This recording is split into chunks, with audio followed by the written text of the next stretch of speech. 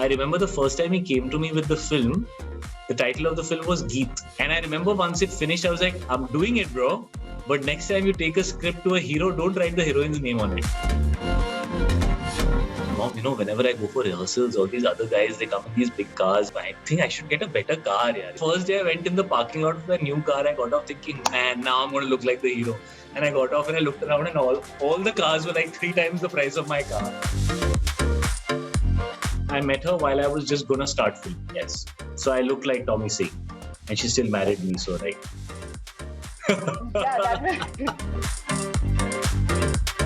Vishal Bhardwaj wanting to work with me, and I was like, why does he want to work with me? He's got Irfan Khan and Pankaj Kapoor and Naseeruddin Shah to work with. I was like, why does he want me? To begin with, I think congratulations are in order. You are completing 20 years in the film industry, and what better way to celebrate it than with Farzi, your OTT debut, so to speak. You talk to us about this series and, of course, working with Raj and DK. Firstly, thank you. Thank you for all the love and the wonderful wishes. And thank you to everyone for the 20 years of surviving me. So thank you. Well, Farzi is definitely something that I am very, very excited about. Right from the onset, it sounded like it could be something very special. I mean, Raj and DK actually reached out to me for a movie, and I told them, I said, do you have a show? And they were very surprised that I was wanting to do something, on the digital platform, because I just had Kabir Singh, and so everybody thought maybe he'll just want to do movies, and I don't really subscribe to convention. I like to do what instinctively I feel like doing, and I myself had become an avid watcher of content on the digital platform, and I was craving to try something long format which challenges me to play a character over 6 hours of screen time as opposed to maybe 2 hours in a movie. And I had watched so many shows which I had binge watched, and I was like hooked onto them, and they were a huge part of my consumption. That I felt no reason not to, and honestly for me, Raj and DK were the first. They were the first people who came to mind, because I had watched Family Man 1 and 2 and literally binged it. When it came out, I watched the first one, waited for the second one. And we actually spoke even before the second part came out. It was right after the first one, I think, because it was 2019. And they had approached me with the same subject as a movie earlier. And the problem with the subject was that it was too wide. It was too big a story to put into a show. Strangely, maybe it was in my destiny that a couple of years later, they came to me and said, now we've kind of fleshed it out and turned it into a show. And when they kind of took me through it, I knew I wanted to do it. So it was like an instinctive, immediate yes. The content was very exciting, and the character was fantastic, and so I just wanted to do it.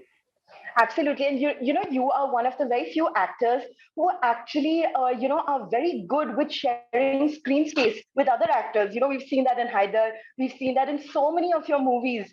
And now you're here with Vijay Sethupathi. Were you familiar with his work? What are the kind of movies that you had seen of his?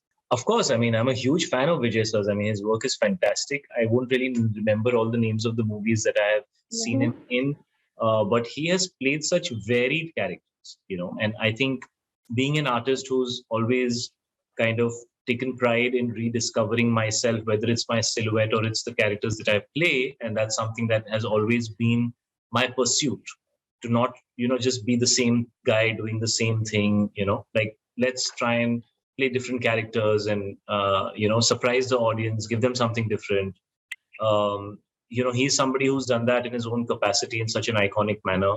And so it was a privilege to kind of, have him on the show. We've noticed that whenever you've played a character with its little shades of grey, you have outshined, be it Kaminey, be it, Kabir Singh, little bit of Jersey was on that thing as well. But do you think that's what really excites you? And, that's what comes real for the audiences to see? I mean, I've wanted to start playing characters which were not the goody two shoes right when I, did Kaminey in 2007. I think I started shooting Kaminey. We're in 2023 now. It's just that I think the audience has developed an appetite for it more now. And maybe people want to see something that's unexpected as opposed to what's stereotypical. But I was always chasing it from an early age, even when I didn't look the part. I wanted to play edgy characters and do stuff which was, different and surprising and kind of like, more wholesome.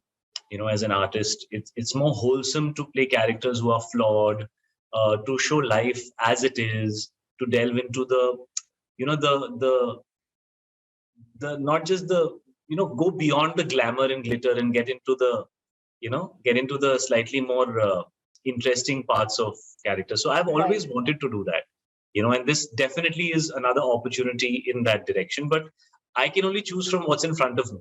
I wish more stuff like this came to me, but it takes time and it doesn't happen every day. So whenever it does, I just latch onto it. Absolutely. And interestingly, your second film was also Fida, which was completely different from Ishq Vishk. Now, of course, Ishq Vishk is going to be remade again. So in those terms, it has already been made. It's already been made, and wishing them all the best. Mr. Ramesh Turani is he's kind of like, he gave me my debut, so he's kind of a mentor. So wishing him all the luck with that. What are the memories that you have of Ishq Vishk? I remember I saw you shooting for it in Sophia College in town in 2002. It was, yes. Well, my memories are, I was very nervous, and I remember forcing my mom to come with me to set for the first few days because I was like, I'm nervous. I need you to come and give me some confidence. And she left her work and she came and just hung with me to give me that confidence. So that's a strong memory. Then my next memory is that I was technically the hero of the film. But, I told mom, I said, Mom, whenever I go for rehearsals, all these other guys, they come in these big cars and I have this really dented second-hand red Maruti 800. I was like, Mom, I think I should get a better car, and then, my mom and I was also working. And so we saved up money and I got myself like a hatchback. And then I got on set and I realized everybody had a better car. So I remember the first day I went in the parking lot of a new car, I got off thinking, man, now I'm going to look like the hero. And I got off and I looked around and all the cars were like 3 times the price of my car. So I remember that is a strong memory. It's a funny thing. It's a stupid thing maybe, but it was a strong memory. And I remember just enjoying myself like how I was in college because, we were shooting in Sapphires College and a college campus is a college campus. And, so you feel at home with that. I remember doing a lot of dancing and loving it. I remember this big college canteen set that we had where we actually all hung around like we were in a college canteen, eating food and sitting around on the tables and gassing. So it was a lot of fun. Ishq Vishk was a lot of young people making a young film, which was like real. It was like people who are the age bracket are playing the characters of the age bracket, and everything was like real and normal and not filmy, so to say. So it was a great experience and a great beginning for me. I can imagine. And after that, you've had an array of films, be it comedy, be it dark genres. You've just played it all. But then came Jab We Met with a new director who had just had one film under his kitty, which was Socha Na Tha. Were you at any point apprehensive, or did you expect Jab We Met to become that big? Well, I quite vividly remember my first meeting with Imtiaz.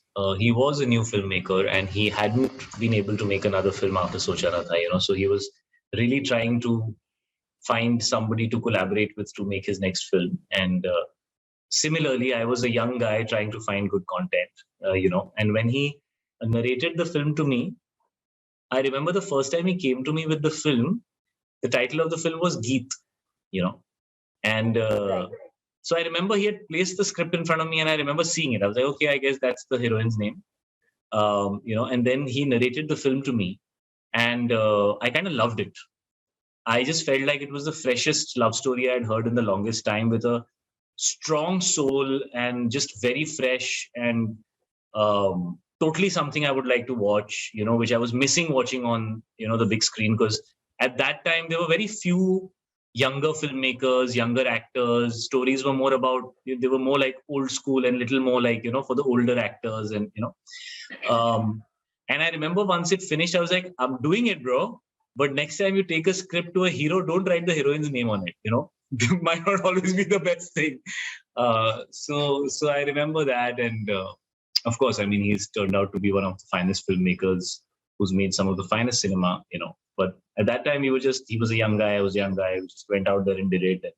And, the entire team and everybody. So it was great. When we talk about your filmography, it would be incomplete to even mention Kaminey, which was the first time you actually played that rugged bad boy, a lot of which we also saw as Tommy Singh in Urta Punjab. It hands down, that was also one of my favorite Shahid Kapoor performances. And in fact, if I'm not mistaken, that's when you met your wife Meera as well. Yeah, kind of after actually, you're right. I met her while I was just going to start filming, yes. So I looked like Tommy Singh, and she still married me, so right. Yeah, that was... I know, that was amazing. But, talk to us about the process of Tommy Singh, because he was an out-and-out drug addict and very difficult to portray being a teetotaler yourself. Well, yeah, I mean, Tommy Singh was a very different journey. Kaminey, as you mentioned, was a very different journey. Kaminey was me playing a double role for the first time, and like a really unpredictable double role in a really kind of edgy, gritty film. Vishal Bhardwaj wanting to work with me, and I was like, why does he want to work with me? He's got Irfan Khan and Pankaj Kapoor and Naseeruddin Shah to work with. I was like, why does he want me? So I was a little intimidated by the opportunity, to be very honest, in the beginning. And but when he told me about the film, that one stammers and the other stutters, and our first conversation was that we do not want them to look like comic characters. We want people to understand the speech defect and understand what happens to a person to be like that. We want to be able to kind of relate to that character as opposed to look at him and laugh, which is what usually happened in movies at that time. Anybody who was stammering was playing the comic role, and everybody was making fun of him, and we didn't want to do that. We didn't want to make fun of it, but yet we wanted it to be entertaining, So I feel like that was the nicest thing that happened with Kaminey, is that both Guddu and Charlie were understood, and, nobody found them funny. I think that was great, because usually protagonists with speech defects would not be considered to be taken seriously. So that was a challenge on Kaminey, and I think we did a great job with it. Tommy Singh was Tommy Singh. He was a coke addict and this crazy bugger who was a great musician at one time, but he was kind of on his downfall. And it was his journey with finding himself, love, accepting his truth. And, so that was a crazy character to play, like a crazy character to play. And I again felt like I'm never going to be able to do this. Because I told Abhishek, when he came to me, I was like, dude, you know that I don't drink or smoke, or like I've never done any stuff. I don't even know what it is to be intoxicated. Why do you think I can do this? And he was like, all that's fine. I know a lot of people who can do that, but I like you as an actor. So I think you can act it. And he said, and if you need any help, tell me, I'll explain everything to you. So, it was like, it was just probably the most challenging opportunity in front of me, right? So half of me wanted to not do it, because I was like, if I get this wrong, all my friends are going to be like, dude, when you know, like you don't know, then why would you do it and mess it up, right? And one half of me was like, if I can do this, I can do anything. So I decided to go with if I can do this, I can do anything.